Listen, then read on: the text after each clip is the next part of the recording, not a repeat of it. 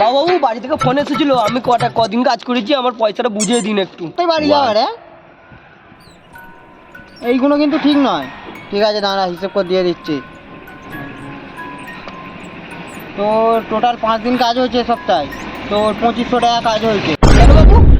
আমার 5 দিনের কাজ তো 2500 টাকা, আপনি 2500 টাকা কেন বলছেন? পাগলা সোদা, 2500 টাকা 2500 টাকা কি আলাদা? না বাবু, আমাকে 2500 টাকার কাজ করেছি, 5 দিন আমি 2500 টাকাই দিতে হবে। আচ্ছা, 100 টাকার নোট 25টা নিলে ক টাকা হবে?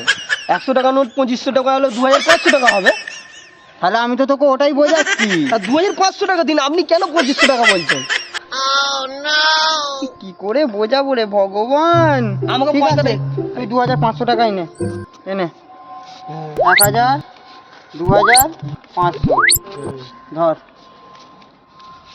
1000 2500, এই তো 2500 টাকা। এটা 2500 টাকা নয়। না, এটা 2500 টাকাই। এই দেখুন, 1000 2500। ঠিক আছে বাবা, ঠিক আছে।